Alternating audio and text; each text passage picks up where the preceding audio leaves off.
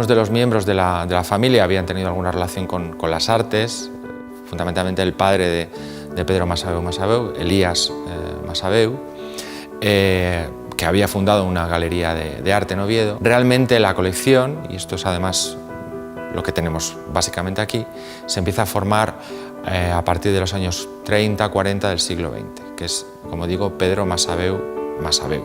La gran diferencia entre una colección privada y entre una colección pública es que en la colección privada el coleccionista o la familia de coleccionistas busca imponer un criterio personal, estético a lo largo de los años. En cuanto a la colección, hay que entenderla como parte de su propia vida. Los cuadros que hoy están aquí, como si esto fuera un museo, para él eran su casa, lo que tenía en los muros de su casa. Hay un intento de recuperación histórica de las grandes obras medievales, las grandes tallas, los grandes oros, los marfiles, que habían sido desamortizados y que por primera vez podían ser adquiridos por las familias que habían hecho sus fortunas en el periodo de desarrollo industrial del siglo XIX.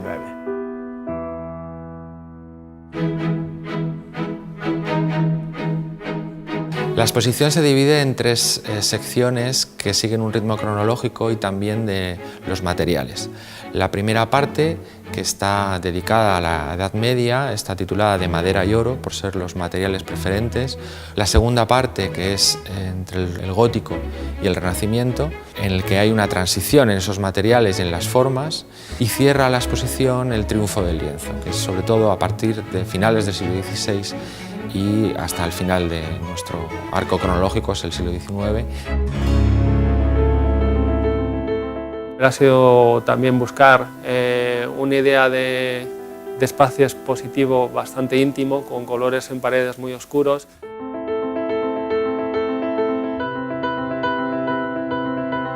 El expolio del Greco es una pieza muy especial y además en el momento en que se inaugura la exposición más, porque se acaba de restaurar el gran lienzo del expolio que pinta el Greco para la Catedral de Toledo, y es una versión reducida realizada a posteriori y que seguramente es de las que tenía el Greco en su taller para copia de la composición general.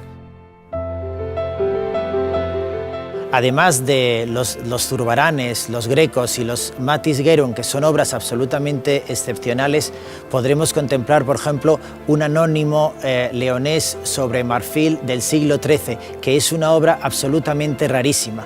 O, por ejemplo, entre los murillos hay dos murillos maravillosos, la Virgen con el Niño, que son obras prácticamente profanas. Las Tentaciones de San Antonio del Bosco es significativo porque hay pocas piezas en manos privadas y es muy representativa del mundo fantástico del autor. Siempre que trabajas con obras de arte, con siglos de historia, digamos que el diseño se tiene que quedar en un segundo plano, ¿no? Luego, bien es cierto que tienes un poco que definir cuánta visibilidad tiene que tener el diseño. Por ejemplo, si vemos el catálogo o vamos a visitar la exposición, el diseño casi es transparente, ¿no? Tenemos una buena tipografía, unos colores, pero cuando nos vamos a la calle y necesitamos hacer el mobiliario urbano, sí que tienes que hacer una llamada de atención y el diseño está más presente y tiene una identidad más marcada.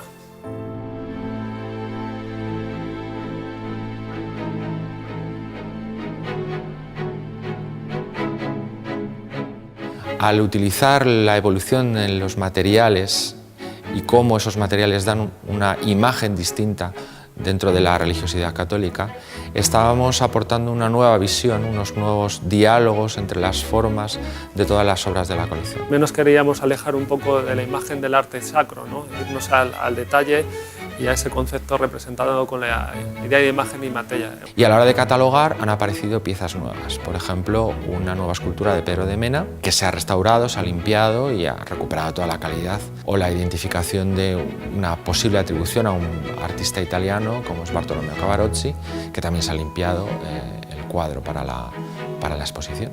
El objetivo de esta serie que llamamos Mecenazgo al servicio del arte es ni más ni menos que rendir precisamente homenaje a los grandes mecenas privados que hicieron las grandes colecciones de nuestro país.